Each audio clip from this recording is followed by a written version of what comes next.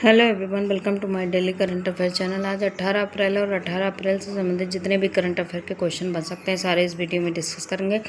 हर question से संबंधित जितने फैक्ट होंगे उनको भी डिस्कस करा जाएगा। चलिए शुरू करते हैं। पहला क्वेश्चन है, संडे इन्फोसिस ने किसे अपना ग्लोबल ब्रांड एम्बेसडर बनाया है? तो इन्फोसिस ने अभी कार्लोस अल्कराज को अपना ग्लोबल ब्रांड एम्बेसडर बनाया है। इसका उद्देश्य क्या है? एडवांस टेक्नोलॉजी को मिलाना, जिसके लिए इन्फोसिस ने AI first platform Infosys tops का इस्तेमाल करा है। और ये प्लेटफॉर्म इन्फोसिस टोपाज का इस्तेमाल करके ये ग्लोबल ब्रांड एम्बेसडर किसको बनाया गया है? अभी कार्लोस अल्कराज को। आप लोग को बताना है कि भीम ऐप का ब्रांड एम्बेसडर कौन बना है। ये है कार्लोस अल्कराज, जो टेनिस के खिलाड़ी हैं।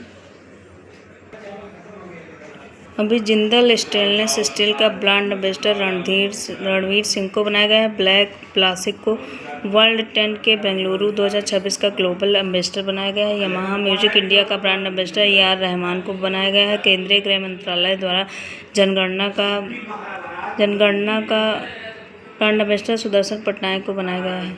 रवींद्र जडेजा को सिटी यूनियन बैंक का प्राथमिक ब्रांड एम्बेसडर बनाया गया है। यूनिक्लो ने जसप्रीत बुमराह को भारत के लिए अपना ब्रांड एम्बेसडर बनाया। रवींद्र जडेजा को सिटी यूनियन बैंक का प्राथमिक ब्रांड एम्बेसडर बनाया गया है। यूनिक्लो ने जसप्रीत बुमराह को अपना ब्रांड एम्बेसडर नियुक्त किया। नेक्स्ट क्वेश्चन, रिसेंटली 2026 का भारत का शीर्ष व्यापारिक देश कौन रहा? तो USA को छोड़कर चीन भारत का शीर्ष व्यापारिक देश बन गया है 2026 का 25-26 का। इसने 137 अरब डॉलर का व्यापार चीन से किया है। चीन की कैपिटल बीजिंग है, करेंसी रेनमिनमी है और यहाँ के जो प्रेसिडेंट है वो है जी जिनपिंग। 20 अप्रैल को चाइनीज़ भाषा दिवस मनाया जाता है। चीन तंबाकू, स्टील और कोयला के उत्पादन में पूरे विश्व में नंबर 1 पर। विश्व तंबाकू निषेध दिवस 31 मई को मनाया जाता है।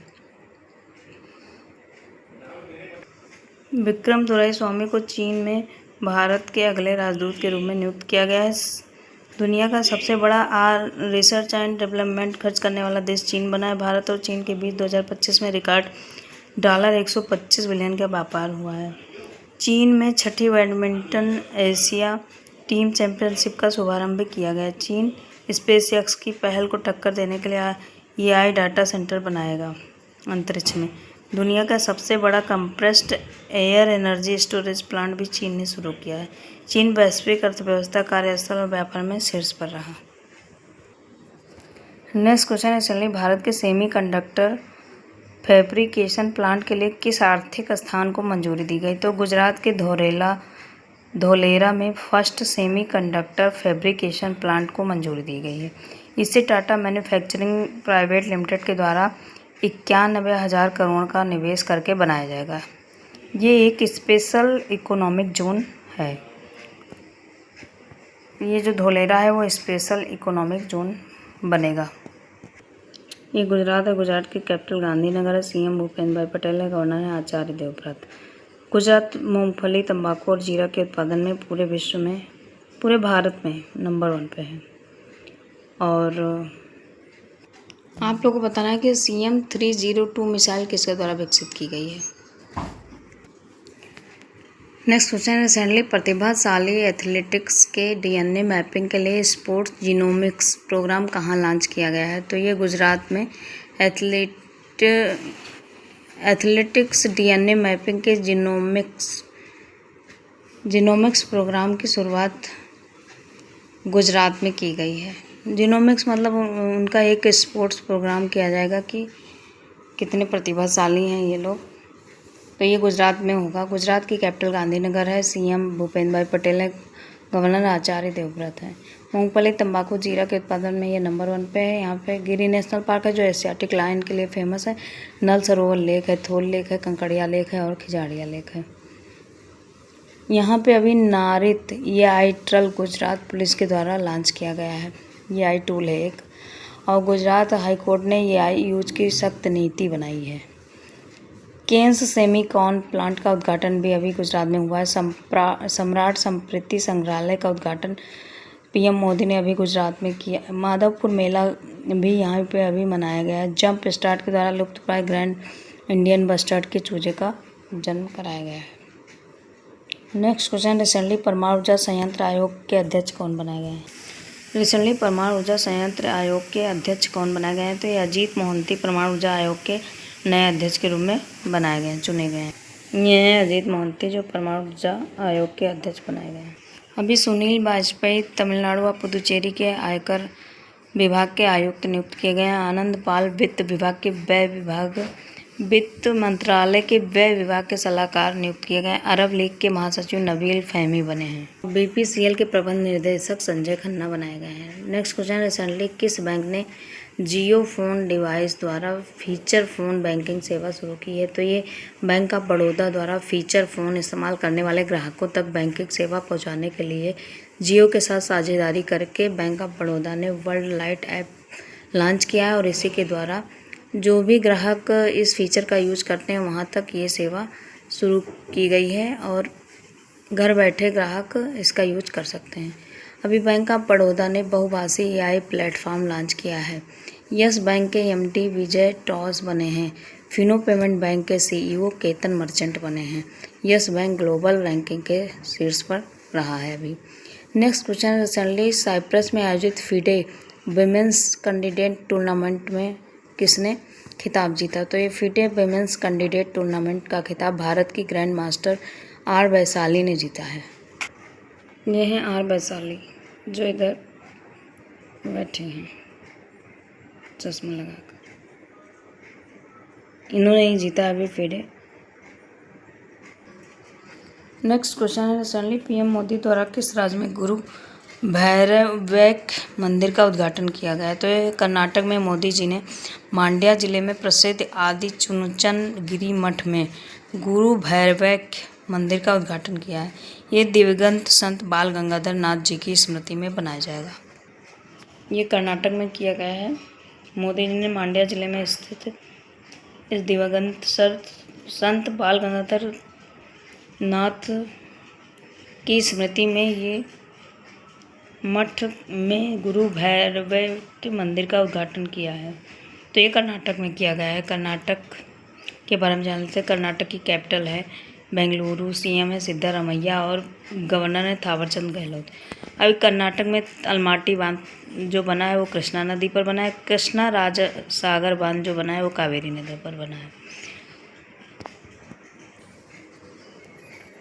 कर्नाटक मक्का, नारियल, काफ़ी के उत्पादन में नंबर 1 पे है पूरे भारत में। सबसे ज़्यादा हाथी कर्नाटक में पाए जाते हैं।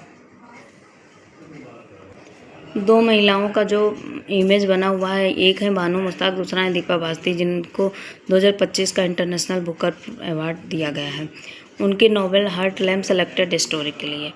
कर्नाटक में नमो ड्रोन दीदी के द्वारा महिलाओं को ड्रोन पायलट प्रशिक्षण दिया गया है। सिंधनूर जिले में कृष्ण देवराय सैनिक स्कूल खोला गया। ट्राइबल खेलो इंडिया गेम अभी यहाँ पे शुरू किया गया है। यहाँ पे बांदीपुर नेशनल पार्क है, अंसी नेशनल पार्क है, बनगट्टा नेशनल पार्क है, कुद्रेमुखा नेशनल पार्क है, नगरहोल नेशनल पार्क है। यहाँ पे यक्षगण डोलुक नृत्य लोक नृत्य मनाया जाता है। आप लोग को बताना है 18 का ब्रांड एम्बेसडर कौन बनाया गया है अभी। नेक्स्ट क्वेश्चन है, सडनली विश्व हीमोफीलिया दिवस कब मनाया गया है? तो ये 17 अप्रैल को विश्व हीमोफीलिया दिवस मनाया गया है। ये एक अनुवांशिक रक्तस्राव है यानी हेरेडिटरी हेमरेज है, विकार है जहाँ भी कट जाता है तो रक्तस्राव रुकता नहीं है। ये दिवस हीमोफीलिया फाउंडेशन के संस्थापक फ्रैंक श्रावेल की जयंती के अवसर पर मनाया जाता है।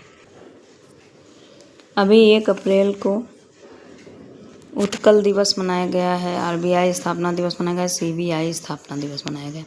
2 अप्रैल को विश्व ऑटिज्म जागरूकता दिवस मनाया जाता है। 4 अप्रैल को अंतर्राष्ट्रीय खदान जागरूकता दिवस मनाया जाता है। 5 अप्रैल को राष्ट्रीय समुद्री दिवस।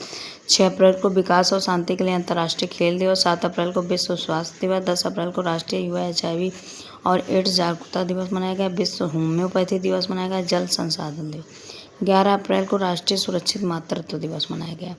12 अप्रैल को अंतर्राष्ट्रीय मानव अंतरिक्ष उड़ान दिवस मनाया गया। 13 अप्रैल को सियाचिन दिवस, जलियांवाला बाग नरसंहार दिवस मनाया गया। 14 अप्रैल को विश्व चगास दिवस रोग मनाया गया।